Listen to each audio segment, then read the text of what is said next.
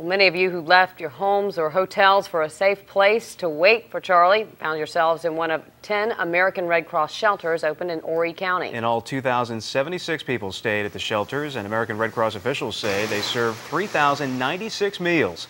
The shelters, all schools in Horry County, closed this afternoon once Charley had passed. The Red Cross now has damage assessment teams all over Horry and Georgetown counties. Then they'll determine what role they need to play in the cleanup.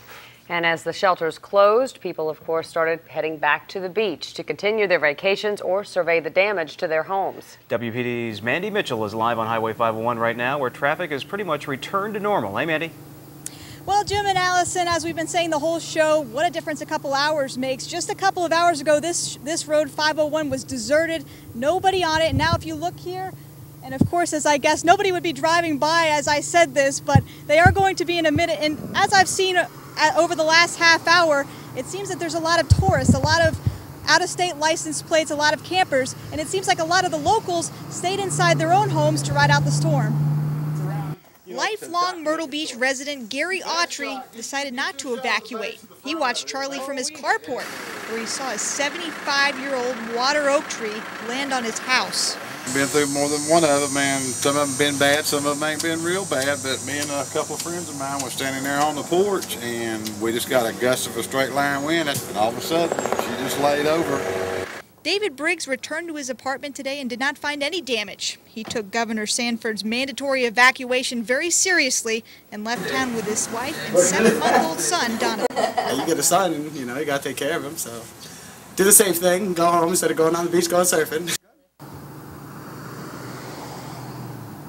Well, we talked to about 20 people in the evacuated area, and that guy David was the only one that actually evacuated and heeded the order from Governor Sanford. So I don't know why they didn't leave, but a lot of people that are locals just decided to ride out the storm. I'm live on 501. Mandy Mitchell on 501. Back to you guys in the studio. All right, Mandy, thank you. And 501 is quite busy as people head back home. It's amazing that no traffic there not too long ago, and back to normal. That's right. As of right now, there are still nearly 50,000 people without power in Horry and Georgetown County thanks to Hurricane Charley. WPD's Candace Smith joins us now live from the newsroom with the latest on the outages. Candace, what can you tell us tonight? Well, there are lots of crews working around the clock really to get all these outages taken care of. Be patient. They are doing the best that they can to get these downed lines back up and running. Just around the corner from our studios, these poles and lines were damaged by a fallen tree. Those lines alone service more than 1,000 people along Highway 90, all of which are without power right now. Crews say this is the story on the Grand Strand at this hour. There are countless situations just like this one, and it's going to take some time to get them all back online. Well, what we have is we have 2 broken feeder poles out here. Once those things are repaired, we'll be able to turn on at least 1,300 customers. At this point, we have 17,000 total customers out.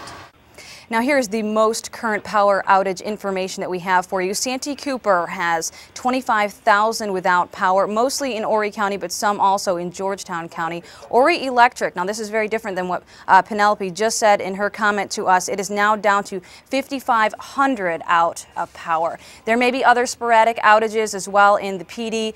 We're told some of those are really kind of all over. We don't know exactly where at this hour. Now, if you have a power outage, don't assume that the power company knows about it. You do need to report it.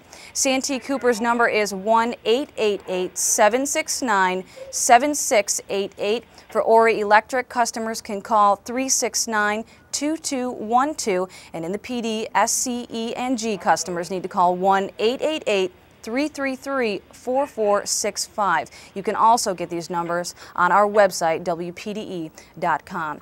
Some other important information tonight from the power companies. If you do have an outage and you're going to report it, make sure that once you report it, that's the only call that you make to the power company. It's very important because their switchboards are getting flooded with calls right now. They know that once you've called, you are logged into a computer system. They will follow your outage, and as soon as you are brought back up with power, they'll give you a call to double check and make sure that you are back online. Patience is really the main thing right now.